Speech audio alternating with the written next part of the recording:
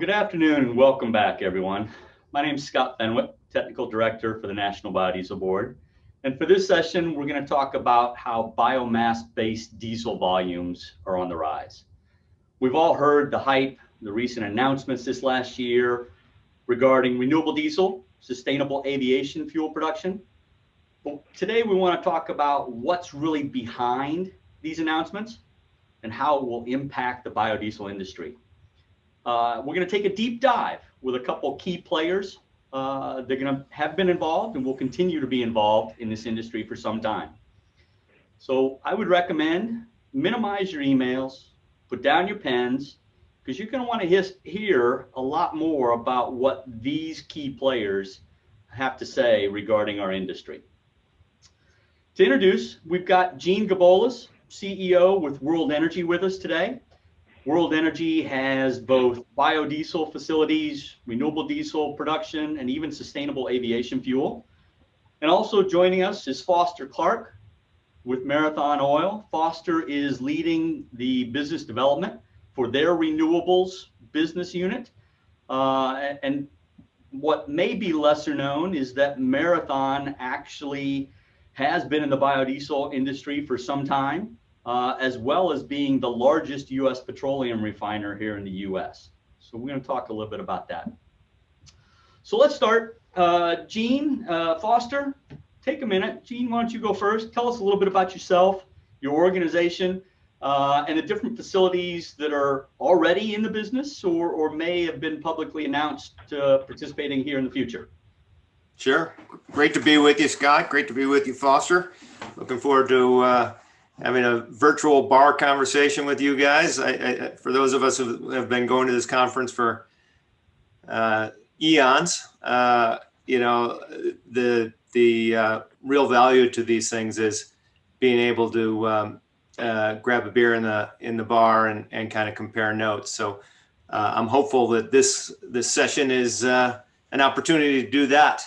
So about World Energy, World Energy was a continuation of a business that I started in 1996 and has been involved in the development of the biodiesel business ever since. We went as a standalone company in 1998. We're very active in business development, market development in the early stages of the biodiesel industry. More recently, started acquiring biodiesel manufacturing plants in Houston, Natchez, Mississippi, Rome, Georgia, Harrisburg, Pennsylvania, most recently in Hamilton, Ontario. We own a non-operating facility in Estill, South Carolina, and a renewable diesel, renewable jet facility in Paramount, California. Appreciate that. Thanks, Gene. And Foster, why don't you introduce yourself to our audience? Okay. Thanks, Scott. Gene, good to see you here as well today. And like you said, kind of hoping to have a good dialogue. Foster Clark, Business Development Manager for Marathon Petroleum Company. Maybe just a little bit of name correction there. We actually split from Marathon Oil, call it 7 or 8 years ago. Focuses exclusively on downstream. To the comments, we are in the renewable space. We have a plant in Cincinnati that's a biodiesel facility. We also have a joint venture with the Andersons that has about 4 ethanol plants within that.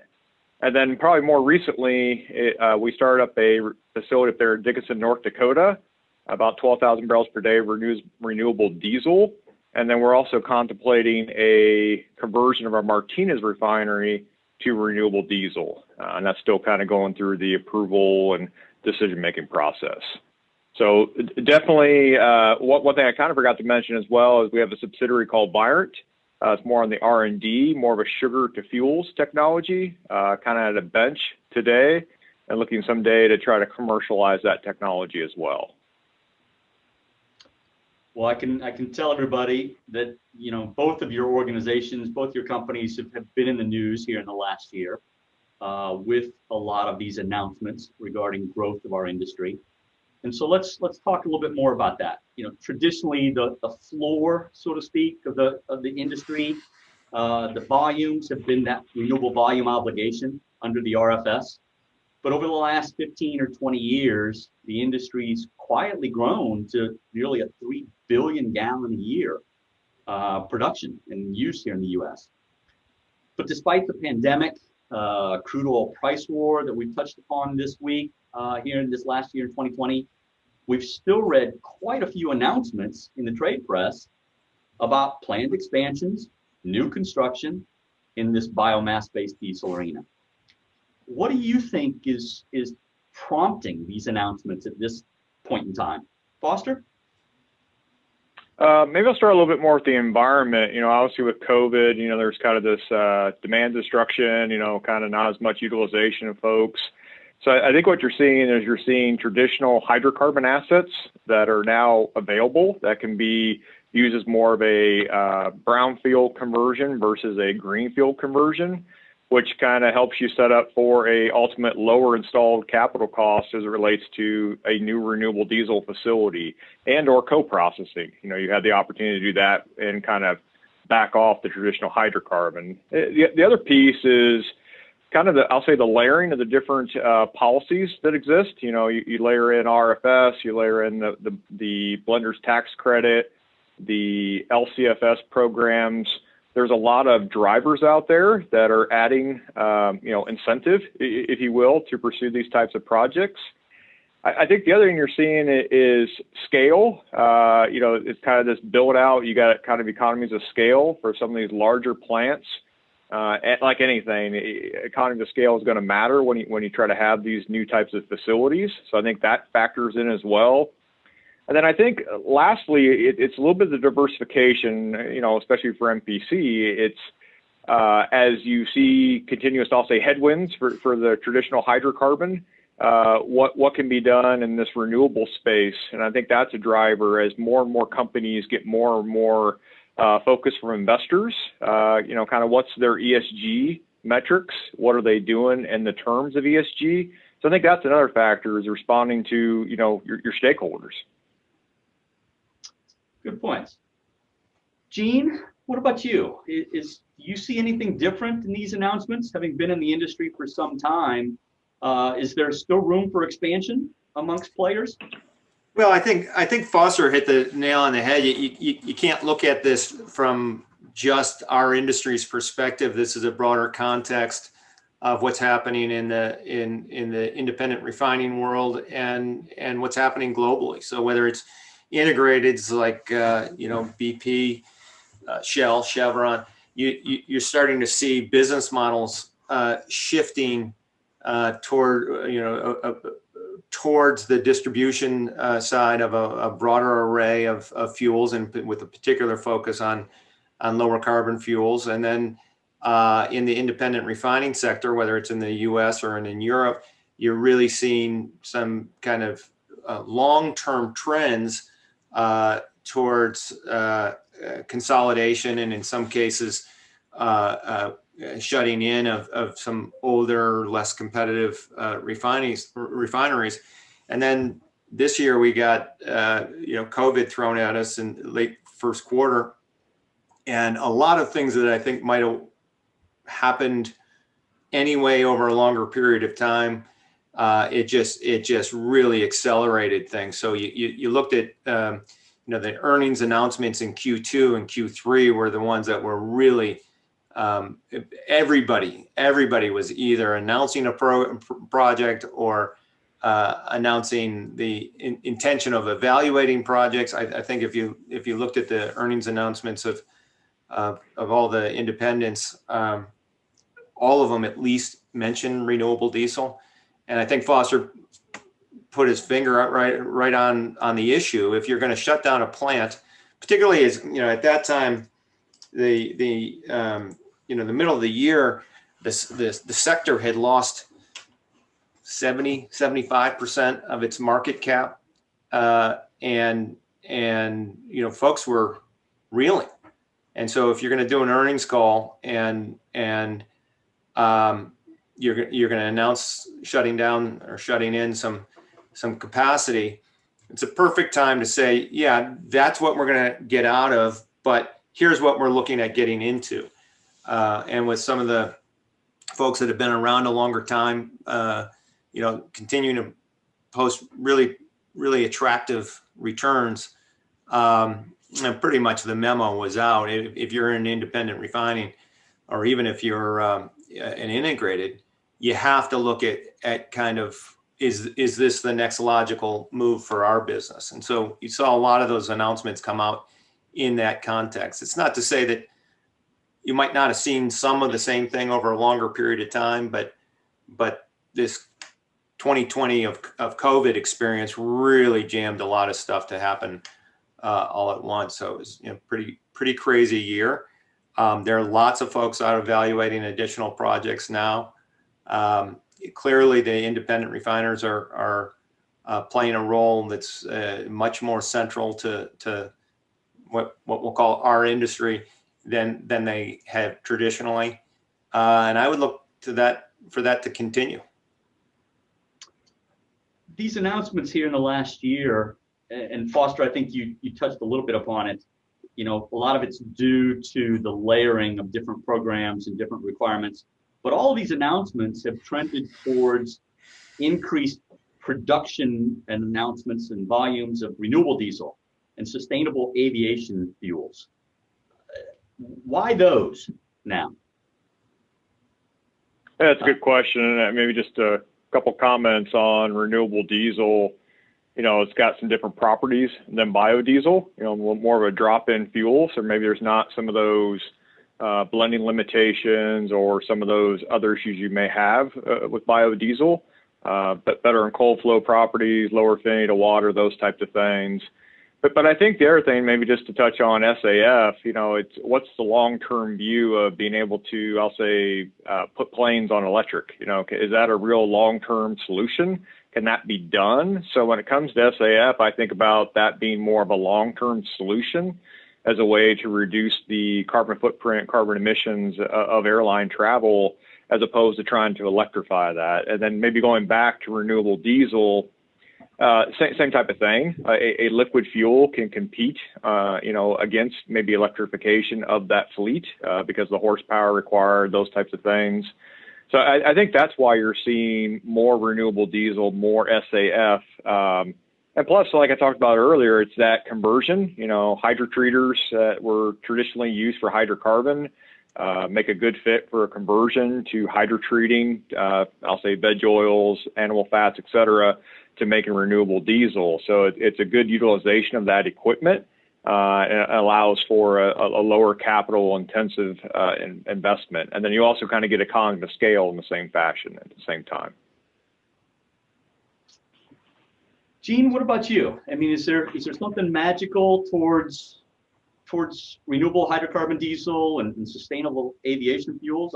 Obviously, you've got your facility there at Paramount and some recent announcements there. What's World Energy seeing? Yeah, I think the two big trends in our world in the last, call it 5 years, have been all things California and all things renewable diesel, renewable jet. And it's not a coincidence that those things have kind of emerged together.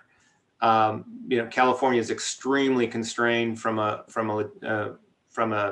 logistics point of view.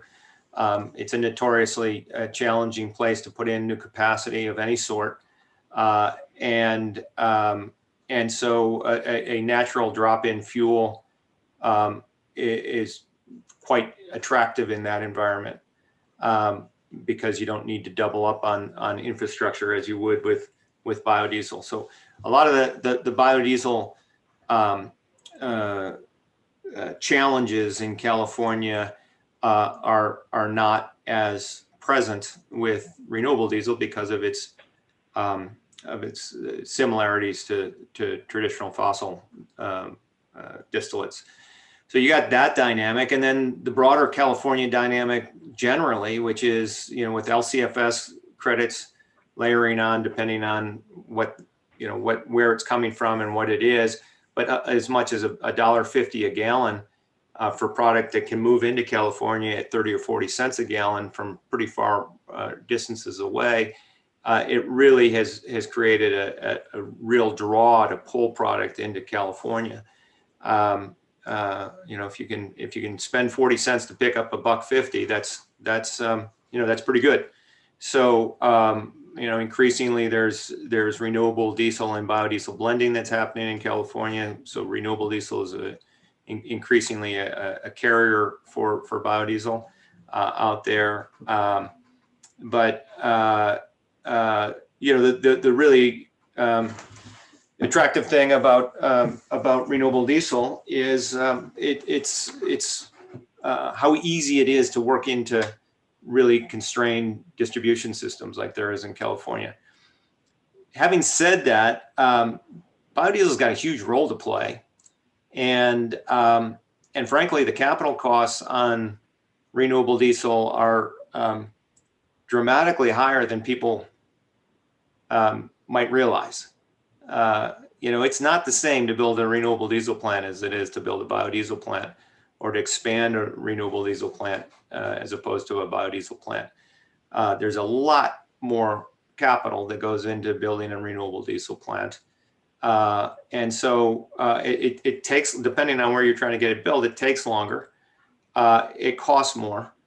And so I think it's been a little bit overstated that, biodiesel is dead and renewable diesel is going to be all the rage going forward. I don't see it that way. We continue to operate biodiesel plants and expect to for the long haul. I think both technologies have a role to play.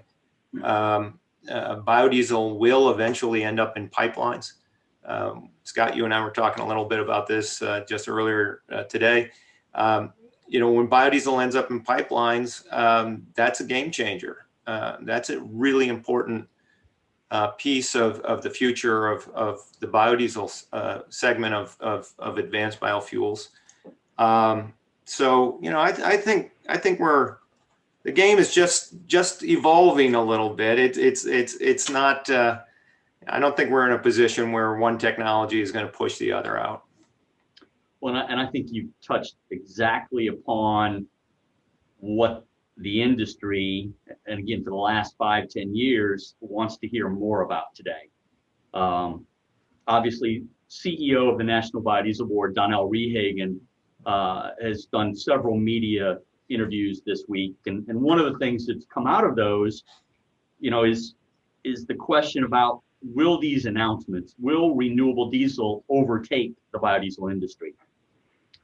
And from a National Biodiesel Board perspective, and Donnell's own quote, we don't believe so.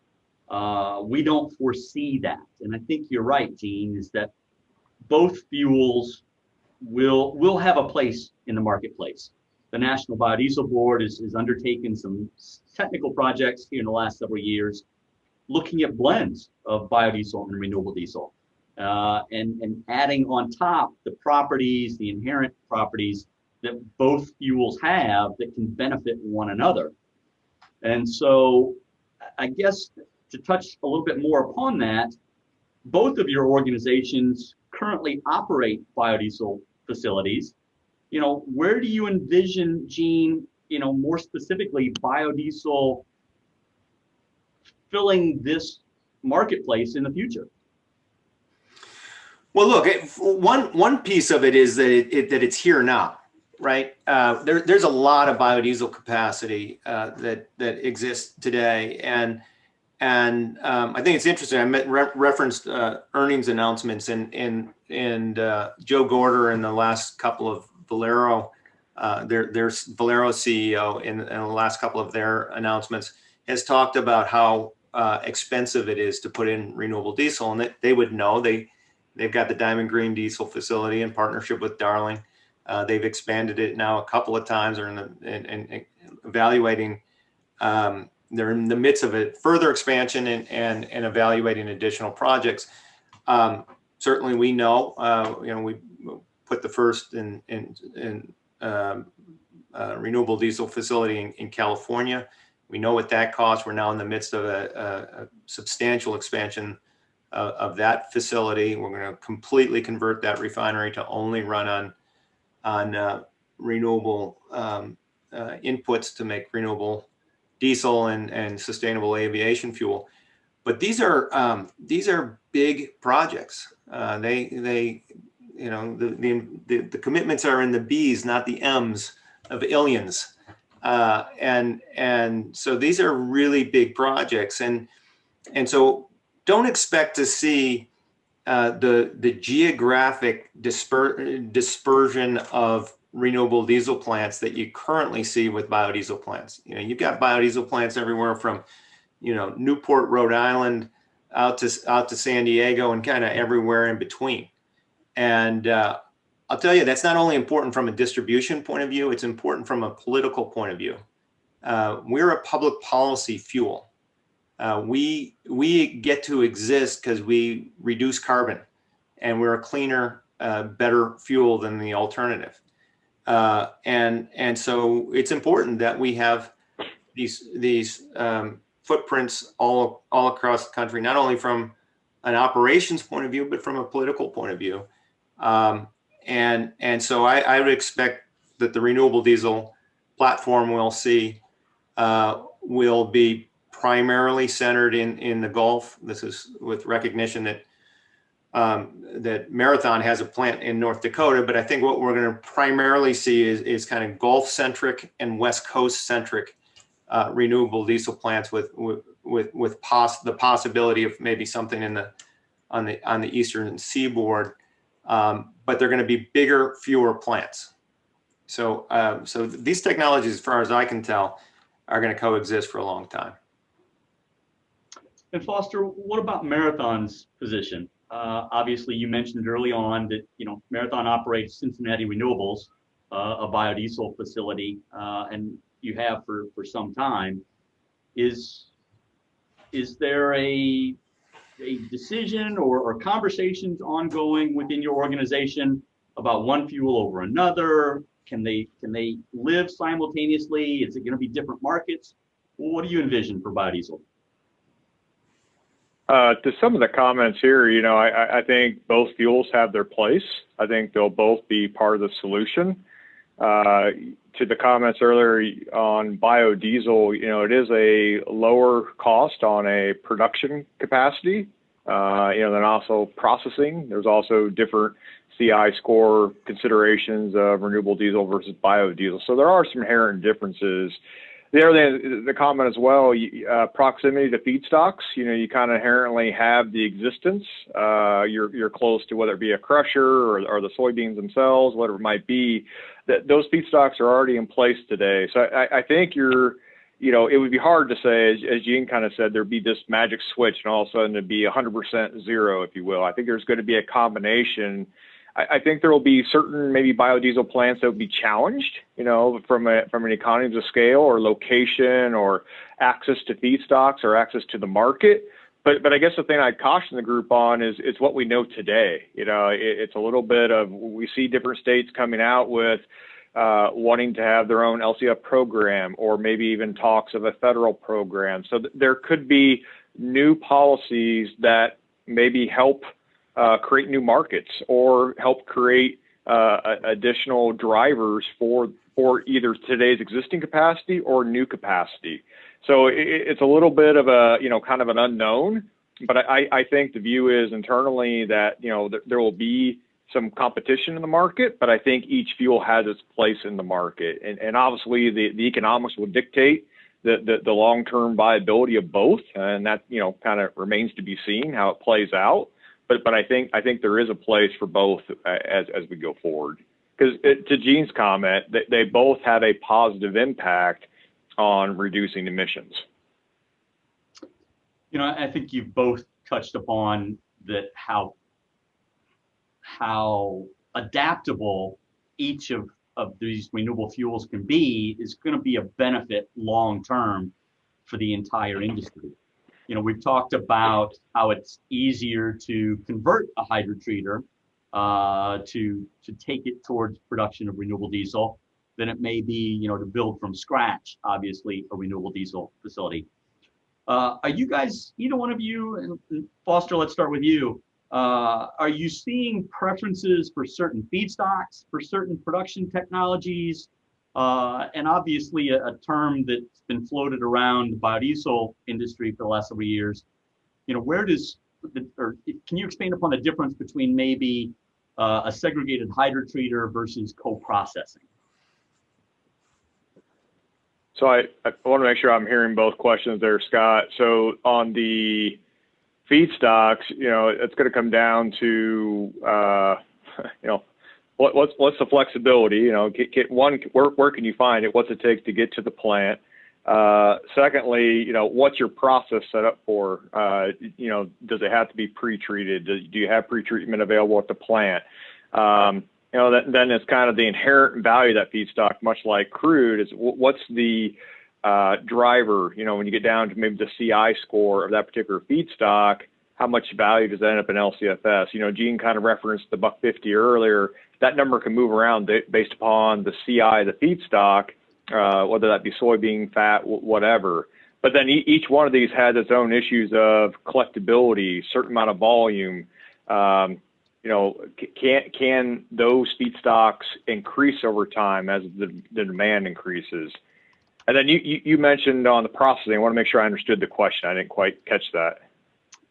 Yeah, I just, obviously, again, we talk about how adaptability, makes sense, and particularly a refiner making that announcement with current market conditions, how it's easier to maybe retrofit a hydrotreater. But what are some challenges if a refiner maybe were to think about co-processing along with crude oils, as has been done down in Brazil previously?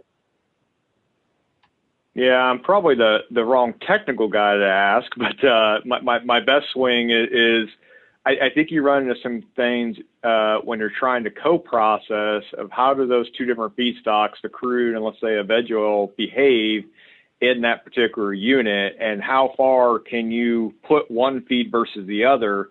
So I guess what I'm getting at, there may be a blend ratio, there may be some limitations of the unit depending upon the type of feedstock. And I keep mentioning veg oils, but you have other technologies that are out there that maybe aren't necessarily part of this conversation that you could put in as a feedstock that maybe use a different process to get to ultimately something that could be co-processed.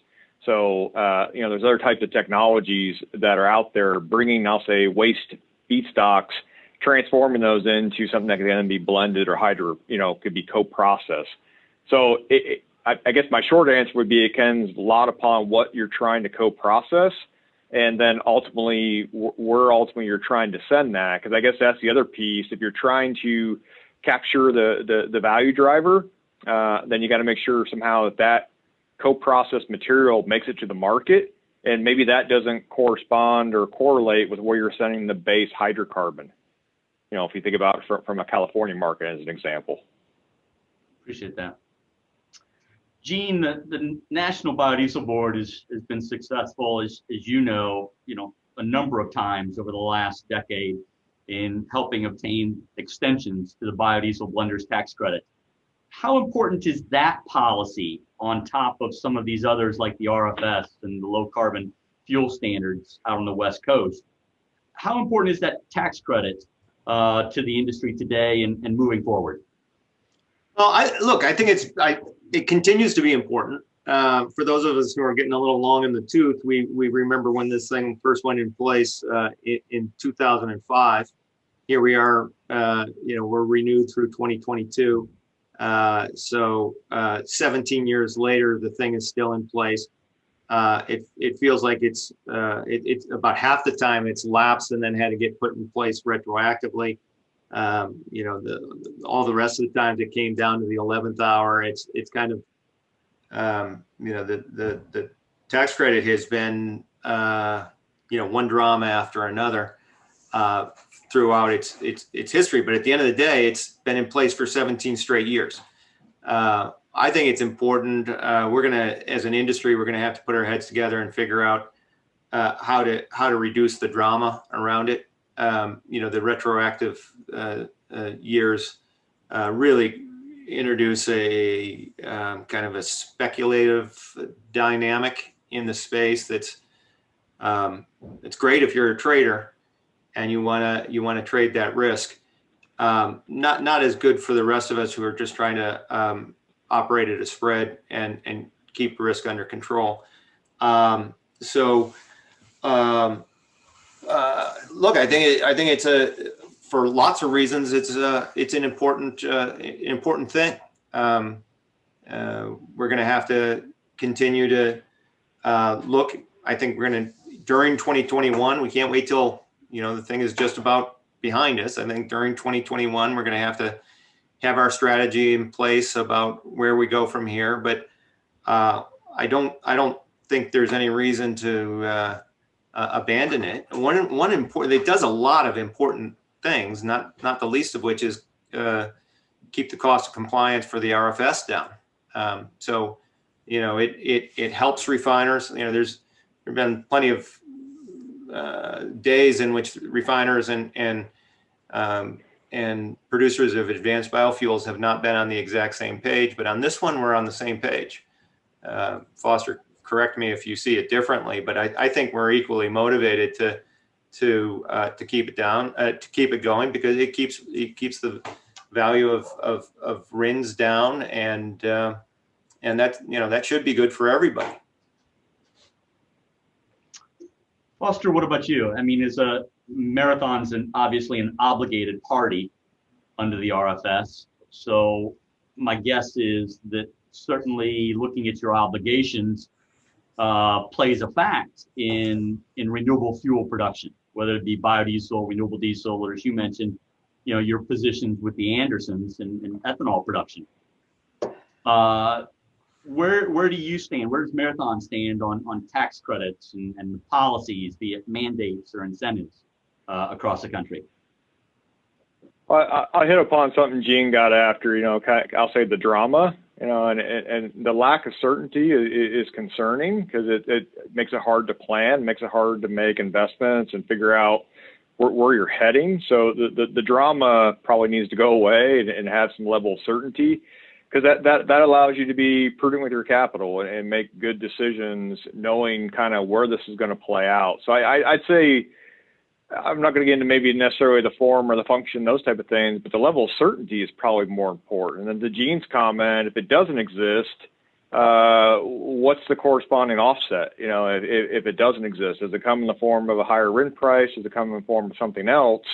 I mean, at the end of the day, for these fuels, the feedstocks in themselves are worth more on a volumetric basis than the end product. So you need something to kind of offset the collection of those higher cost feedstocks, the processing, the distribution to offset that. Otherwise, they're not going to come to market. So there needs to be some mechanism out there. So I think for me, the bigger issue is just having some level of certainty. I couldn't agree. I think the entire industry, we've been arguing for that level of certainty for years. And so it's nice to hear others think the same way. Hey, Scott, can I just throw something in here on this? Because we will, you can't go through an hour-long discussion of this stuff and not end up in politics, right? You're just going to end. We're a policy fuel. We're going to end up in that stuff. I think we have an opportunity that's really unique right now to add more value in society, right? As you see in the corporate sector, companies making net zero carbon pledges, as you see jurisdictions, countries, states, provinces going out with plans to cut carbon, business models in the traditional petroleum sector and beyond, really beginning to transition towards lower carbon fuels. Well, look, that's us. The world needs more of what we offer, and so whether it's relative to policy on the renewable fuel standard, whether it's policy related to the low carbon fuel standard, whether it's policy related to the blender's tax credit, we have an opportunity to really position ourselves differently than maybe we have in the past. And look, today's an important day. It's inauguration day. We should all be pretty thankful that we live in a place where we can have these peaceful transitions of government, whether you like what we're transitioning to or not. We're very, very fortunate to live in a place where we get peaceful transitions of government. And with that transition comes a different environment. We operate in a very different world today than we did yesterday. And I think as an industry, we would really lose a fantastic opportunity if we didn't take advantage of this transition. It's going to be a federal government that is more friendly to what we do. It's going to be more likely to be more stable, more predictable, and frankly more supportive. But we got to do a better job of presenting ourselves in context of the desire for a lower carbon future, because that's really the substantial contribution we can make. Well, I think you're exactly right, Gene, and we can't get past the politics of this, because the politics and the regulations and the programs that we've talked about are such a big part of our industry. And Donnell, in his comments, to media, focuses on that the markets will work this out. And certainly, as we welcome a new administration here to the country today, I can't imagine that either one of your organizations would think that, especially because of these announcements, there's going to be fewer regulations or fewer requirements moving forward. Certainly, it's going to be more demand. Don't you believe, Gene? Well, I don't know if there's going to be more or less. There's going to be, again, to use a term that both Foster and I have been using, drama. There might be less drama. I think, whatever your political affiliation is, it's hard to deny that the last 4 years has been filled with a fair bit of unpredictability coming out of the EPA. I just don't expect that to continue going forward. I think it'll be a more predictable environment, generally a more supportive environment. I'd like to believe that the environment around small refinery exemptions is more predictable, less random, more visible, more transparent. And so, to the point Foster was making earlier about just understanding the world that you operate in, so you can make sound decisions. I think it'll never be easy to run a business in this space. I've been at it now for well over a couple of decades, and I've never found it easy. So I'm not expecting to wake up and find it easy, but I think it'll be a bit more predictable going forward from a policy perspective. We've heard a lot this week regarding, and just earlier this morning, feedstock availability. Certainly, renewable fuel volumes are not going to fully supplant petroleum distillates, let alone petroleum fuels in general. There's a limited amount of renewable fuel feedstocks that currently exist for production. Foster, is based upon some of these announcements and the different aspects of these fuels, should there be some sort of prioritization for these fuels, or maybe even certain applications where these fuels are used? I know the National Biodiesel Board, we've argued that the markets will work themselves out, but from a technical or business perspective, what are your thoughts? I think I kind of had the same synopsis as you had. The market will dictate where the highest value is. So to your point, it's a finite amount of feedstock. So ultimately, it's going to go to where the market provides the most value. Don't necessarily have a view on certain applications or certain regions or anything like that. I think your customer will speak to where it ultimately ends up. But maybe this kind of going further on that, there are things technology-wise, maybe direction you're not going to, I'll say, slaughter more cows to get more tallow, if you will, but maybe from the oil side, maybe there's crop advancements, maybe there's cover crops, maybe there's genetics that will improve the overall supply, so that you do have, I'll say, a swell response from the farmer if you will, to actually increase the feedstocks available such that you do have the ability to make more products. So yeah, it's limited today. And I guess the other thing would be, could you see other types of feedstocks come into the existing policies that maybe get treated a little more favorably than they do today? Maybe they get assigned a lower ILUC, through the California program and to some of these other newer programs, or do you have it opening up that something we don't even contemplate today as a source becomes available? So that'd be kind of my response. We've talked about programs, we've talked feedstocks, and Gene, you had even mentioned, geography, how renewable diesel may over time be a little bit more focused to the California or the LCFS markets on the West Coast, maybe even because of the number of refineries in the Gulf Coast and the availability to get feedstocks to them. But World Energy has biodiesel facilities spread out across the country. And so what's your view about certain fuels and certain applications, or maybe geographically the differences we might see? Yeah, it's interesting. One thing about our space is we get to places that we couldn't have seen, 5 years, 10 years earlier.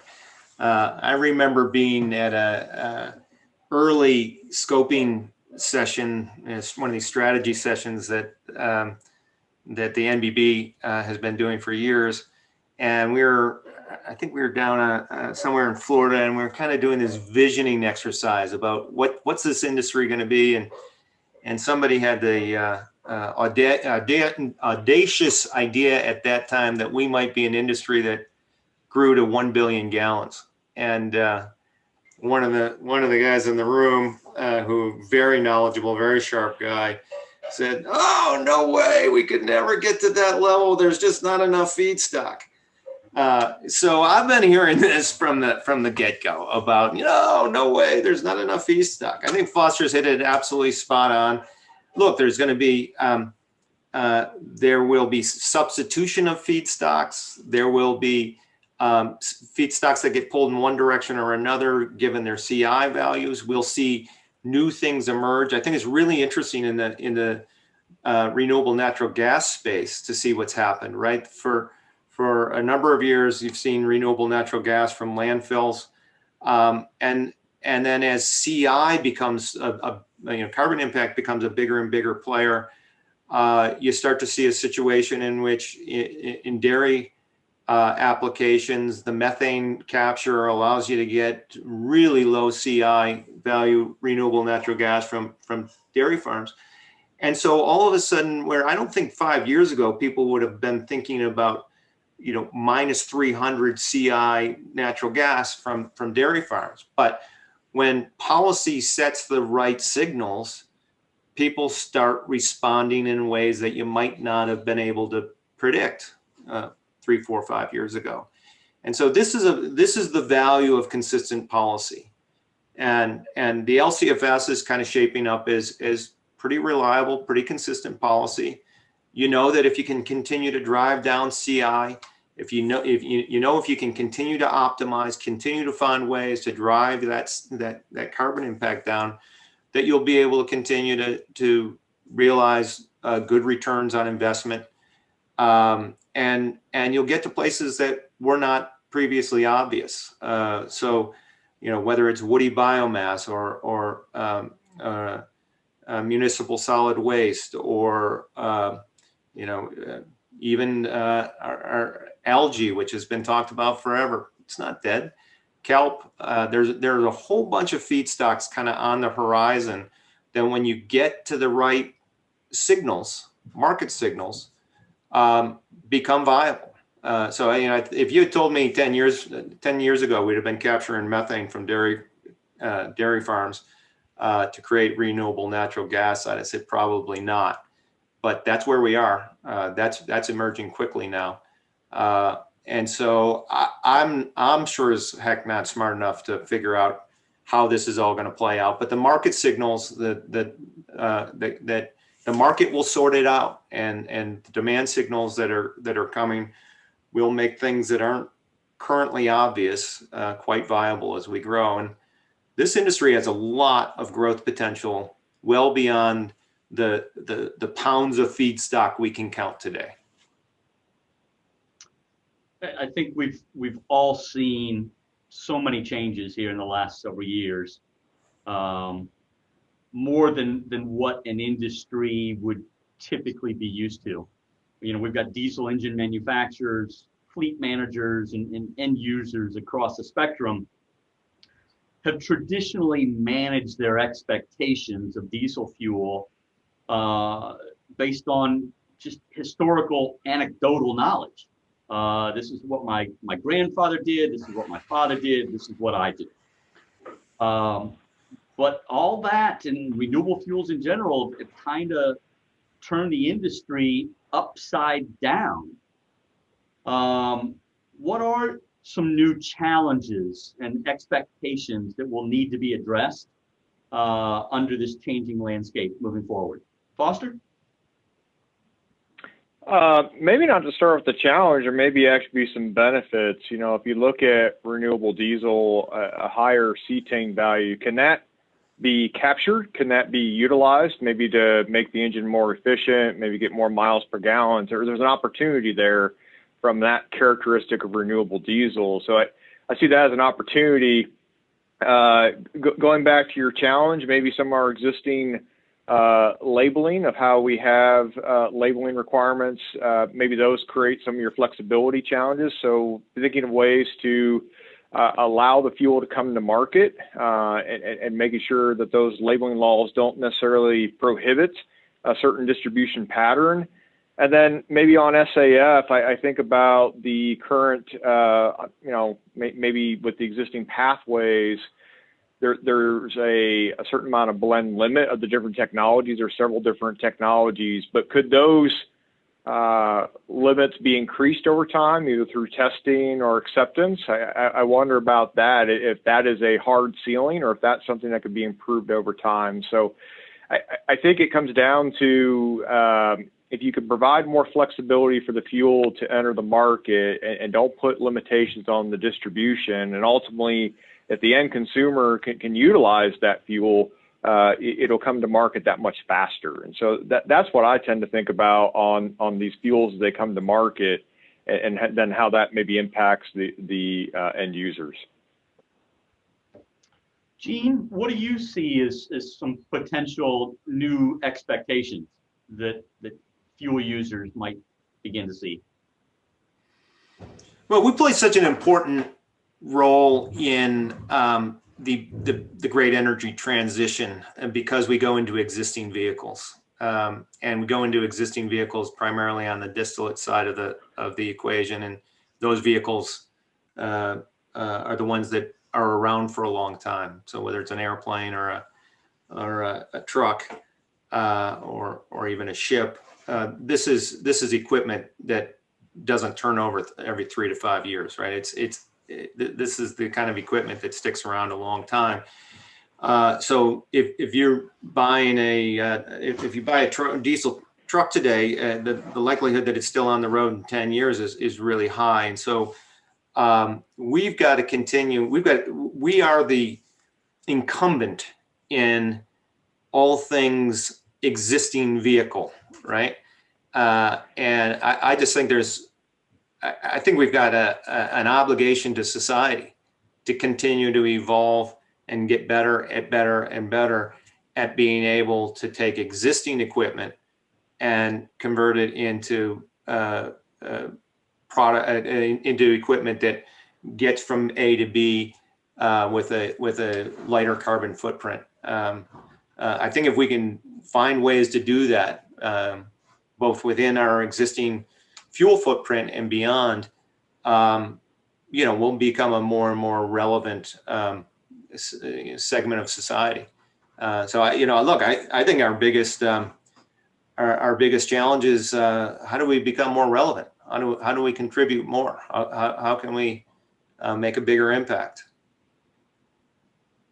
Hey, Scott, if I could jump in, Sure. to Gene's comment, the fact that these are liquid fuels really helps meet the current demand. If you can leverage the existing demand, the existing distribution system with liquid, and then achieve those carbon reduction benefits, that's probably, I'll say maybe more efficient than trying to change the vehicle or change the transmission of power, the infrastructure, all those things. It's a lot easier to make that type of conversion than it would be, I'll say, to switching to a different median or a different, having to buy a new truck or having to buy a new engine. You can introduce the liquid fuel and, I'll say somewhat instantaneously lower your carbon intensity for that fuel without having to make too many changes. To Gene's comment, there is a certain amount of life for those investments that they've made on their side as well that you have to factor in. You can't automatically, like anything else, you can't switch to some type of new requirement and then have the expectation your customer is going to automatically switch to that. That's not realistic. So I think it's some good comments as well. Yeah, not to continue to agree with you agreeing with me, but look, I think we both know liquid fuels are going to be around a long time, right? They Right. just are. I mean, look, I love electric cars. I did my 8th grade science project on electric cars. I drive an electric car. That's fantastic.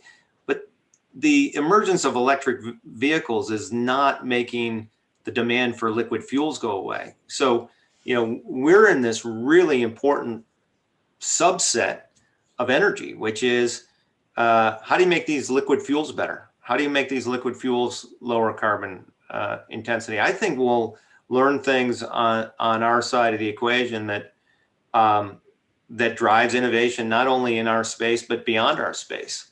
I'll tell you, in our project in California, where we are, that project is just about monetizing carbon impact improvements, and so there's zero tension between the public policy interest and the business interest.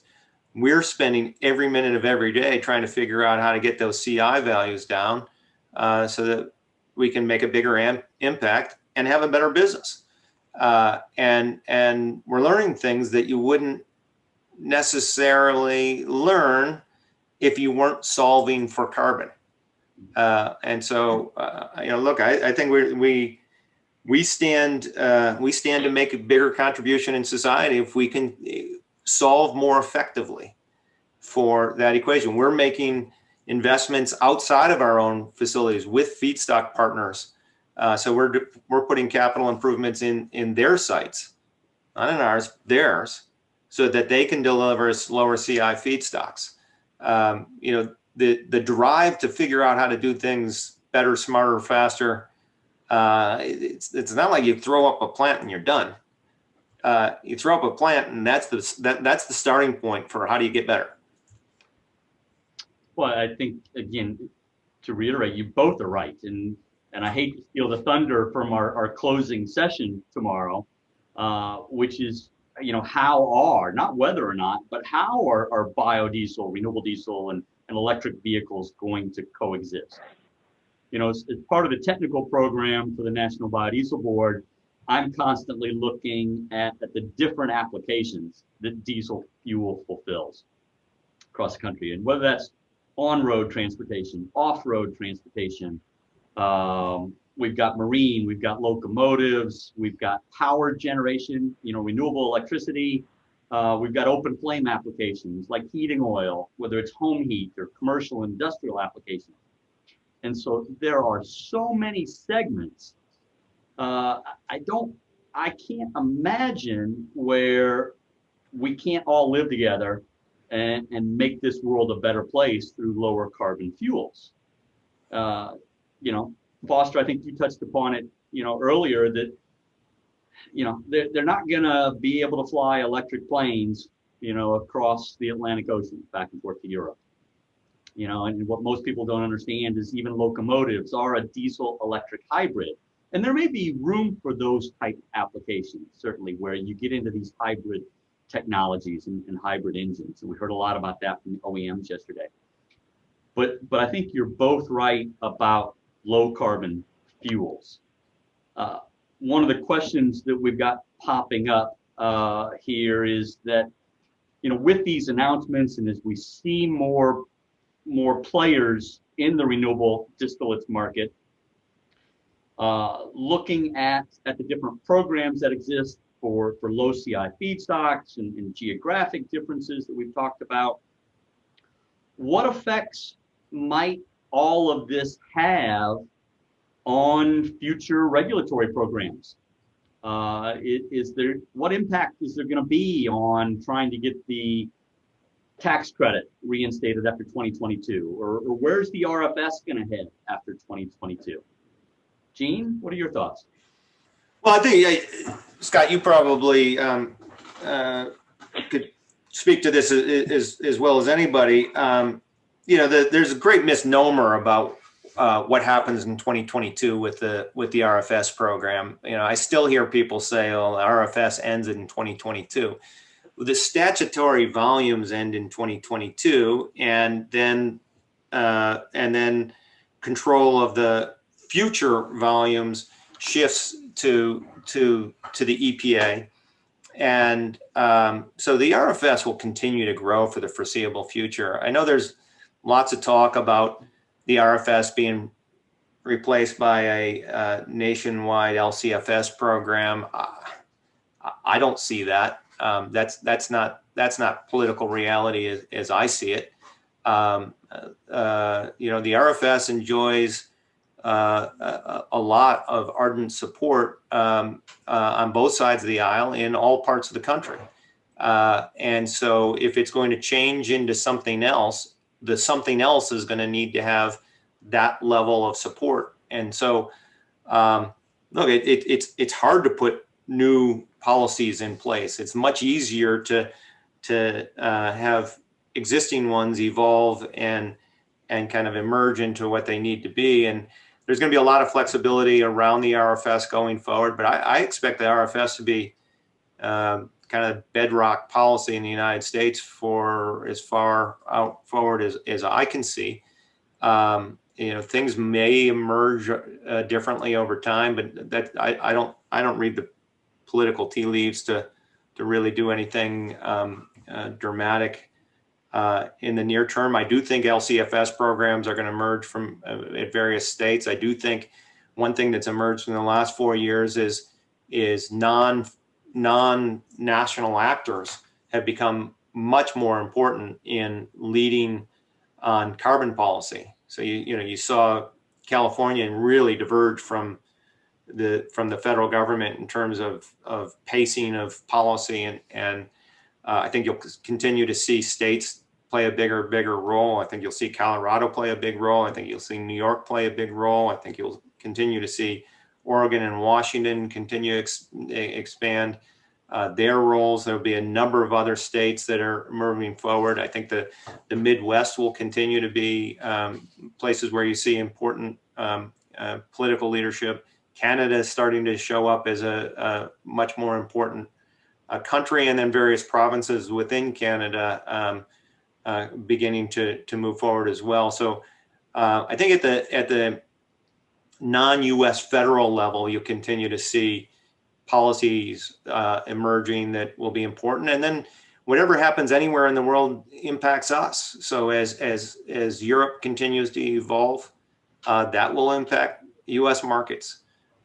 So like I've said a couple times, we exist to be of societal value, and as policy changes really anywhere, it impacts us and will continue to.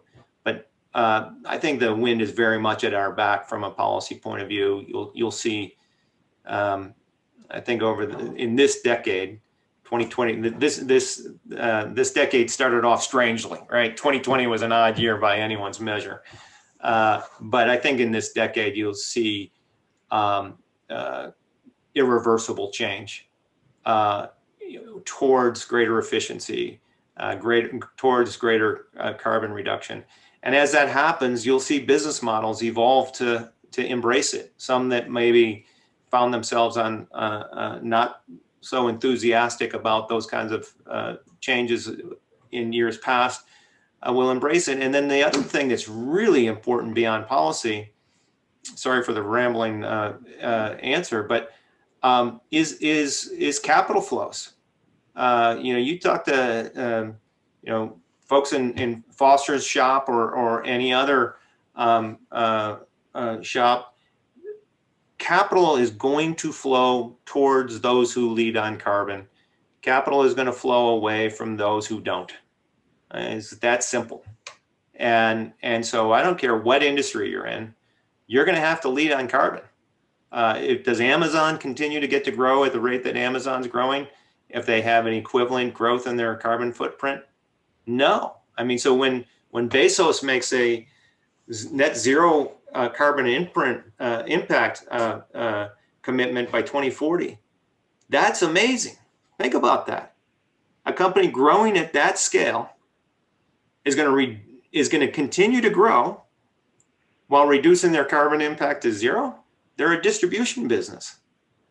So, the world's changing irrevocably in ways that are pretty amazing, and we find ourselves in a pretty important spot in that whole mix.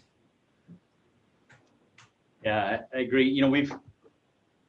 We touched upon California and LCFS programs, potential other programs, whether it be a Midwest LCFS or programs in the Northeast. Obviously, Canada is developing a clean fuel standard as well. We talked about Europe and the Renewable Energy Directive, or RED II now that exists. Is it becoming almost a regulatory bidding war for these low carbon fuels? And is that going to take us out of a state or even a North American market? Foster, what are your thoughts? It's a good comment. Go back to the question earlier about, if there's a limited amount of feedstocks, where do they end up? So you kind of pair that with your comments on policy. Your policy, and depending upon how it's written, can then dictate what ultimately the value, landing in that area, landing in that geographic area, whatever it might be, brings for that same barrel. So you can create arbitrages where now you've got flows out of one state into the other. And so to some of their comments, as you consider new policy, to Gene's comment, you got to be really careful about the existing policy and what that does to it. But to your comment there, Scott, you could draw away the end fuel in itself by having maybe more incentive. I mean, the market, the businesses, the business models are all going to chase those incentives if they exist, from whether that's state to state, whether that's country to country. It'll go where it needs to capture the highest value. So it comes back to the customer. Maybe a warped view is a little bit away. Policy is a customer. Policy is setting what the customer is desiring. It's a fruition of concerns over a lower carbon footprint, whether that's done voluntarily by businesses or done by policy. It has the same net effect. So that'd be my observations of. I think you'll see them go hand in hand, to where the policy drives the incentives, and the incentives ultimately drive the volumes. Gene, what about you? Do you see changing markets in the future based upon policies? Well, your question was a great one about does this become one policy competing with another? And I think the answer is the answer lies in the question. Yeah, and I think Foster framed it right. The various policy environments are effectively like customers, pulling products in one direction or another, and they'll continue to change. There is no end line here, right? It just will continue to evolve, and it's a little bit of a fool's errand to say, okay, what's the world look like politically 5 years forward? which world? The Canadian world, the European world, the California world, the American world? Which world are we talking about? Because as you know, all these things aren't going to move exactly in unison. And so products that make sense going from point A to B one day might make more sense going point A to point F the next. And it'll be an interesting business environment. So where's the competition going to go? In which direction? I mean, traditionally, you know, obviously, I think there's some sentiment on the biodiesel side. There's some small producers that would say, you know, their competition, the pressure that they've received has been from those more traditional petroleum refiners in trying to push out some renewables at least a little bit to date. I see that changing. I obviously with Marathon here and presenting, you know, to us today, I think you're seeing refiners jumping into that renewable fuels market. Not that they haven't been doing so quietly over the last several years, but maybe with a little bit more splash to some of these announcements. And so, is there any pressure left? Is this you know, we heard about a blue wave that was going to occur under the elections last year. Is this a green wave that we're seeing now that we're not going to be able to meet demand? I mean, demand is going to exceed how much we can produce, and there's more pressure on production, and not what it's previously been. Foster, what are your thoughts? It's a great question. I go back to Gene's comment, you know, with the capital, it seems like there's a lot of capital that wants to go to work in that lower carbon market, you know, kind of these green investments. So I think there'll be a natural response, you know, pick your medium, what you're trying to achieve and what type of power source, if you will. But I think you'll see if that's ultimately where the policy and the customer get to, and there's incentive to go capture. I think the capital will follow, and I think to the point where it's allowed to have, you know, kind of have that capital go to work and make a decent return, it'll always respond in my mind. I mean, I view it's kind of a lead lag. You know, you got a little bit of a lead of the customer. If there is this view that all of a sudden there's so much demand, not enough production, I think you'll have a response in the form of new production or new feedstocks or new pathways. I think there will be that natural response. So, Gene, let me throw it to you then. You know, how big of a green wave might we be looking at? Well, you know, it's interesting. When you threw out the green wave question, you know, gives me the willies a little bit because it feels, you know, it feels a little faddish. You know, this is this is a fad 25 years in the making, if it's a fad. But our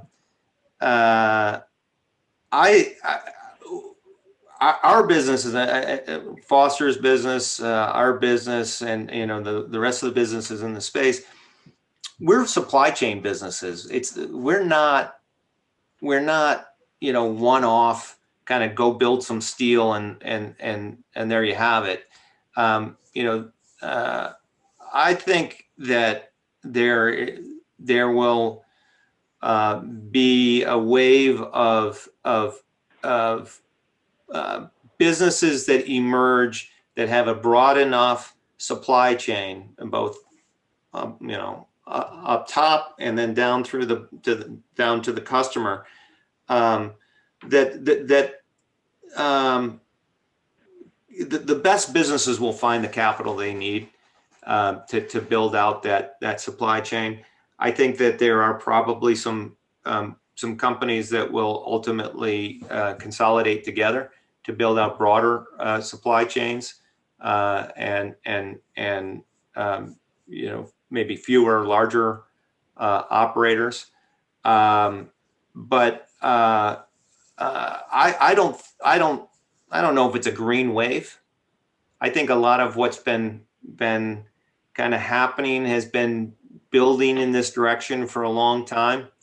I find, what I really think was interesting was as the U.S. federal government kind of took a step back as it related to lower carbon fuels and a real push on that front in the last 4 years. It was probably did more to stimulate private and subnational actors in that regard than if the federal government had been more active in that area. And so, I don't know that it's this week or last week or, any kind of moment in time. There's just been a slow build of activity that is moving in this direction. There's no question that there's a lot of liquidity in the world, and a lot more of it is looking for homes that are part of a transitional energy story. And so, yeah, I think the best projects, the best positioned players will continue to be able to attract capital to build out their platforms. But the platforms are nothing if they just exist within a certain site. They've got to be full supply chain businesses that increasingly are better woven into their supply chains at the supplier level and at the customer level. Yeah, and I think that's been one of the concepts of the National Biodiesel Board, for the last several decades, is trying to help an industry better understand what it takes to be a participant in the greater fuels market. So I think that's a great point. Obviously, history will be the judge of how well we do, how successful we are. But Foster, as we wrap this up, take a couple minutes and give us some final thoughts from yourself and from Marathon is where you think we're heading. Yeah, I think my final thoughts would be I see a continuing evolution, more entering into the space over time, and it's a diversification, but it's also trying to be responsive to your stakeholders over time as it relates to ESG, the desire for lower carbon footprint, all those things. I think you're seeing a natural response to as these policies come out, if there's a proper incentives, the proper predictability, stability of knowing where those things are going, I think you'll see businesses like MPC respond to those and meet kind of what the customer wants ultimately over time. So I think that'd be kind of my closing parts. Gene, what about you? You've been involved in the industry for a number of years. I don't want to date either one of us, but quite a few, Scott. Quite a few. We'll leave it at that. Where do you see us heading over the next several years? Well, hopefully we're heading to doing this in person again next year, rather than this way. This would definitely cut down on the travel abuse. But I am having a Pavlovian response to a need for beer now, because when we do NBB, you don't really do NBB gatherings until you've had a beer, and I haven't had a beer yet here in the middle of the afternoon on a Wednesday. But yeah, I don't have a ton to add to what I said. I think it's Inauguration Day. It's a new day in America. It's a new day in our industry. We're really well positioned to really step up. For many of us have caught the advanced biofuels bug a long time ago and can't seem to shake it. We've never really been as well positioned with the wind to our back as much as we are today. And so if we as an industry have been looking for an opportunity, the opportunity has come. And I think we got to put our heads together and make sure that we take full full advantage of all the work that's gone to get us to where we are and capitalize on the opportunity on where we can go. I think we can be a much bigger player in society than we have been to date. And I think that's where we're going next. Well, Foster, Gene, thank you so much. We really appreciate your insights. And for those of you participating in the rest of the conference, please don't forget about some of the other items over on the conference dashboard. The conference challenge, check to see where you're at on our leaderboard. Make sure you're included in the race for one of the several Amazon gift cards that we'll be handing out here at the end of the conference. And as a reminder, please rate the session. There is that button right below the video player for Rate Now. Provide us your feedback. We hope this has been informative for you. And sorry we weren't able to get to all the questions, but huge thanks to our speakers and also our sponsors for this conference. Without them, none of this would be possible. And so on behalf of the National Biodiesel Board, thank you.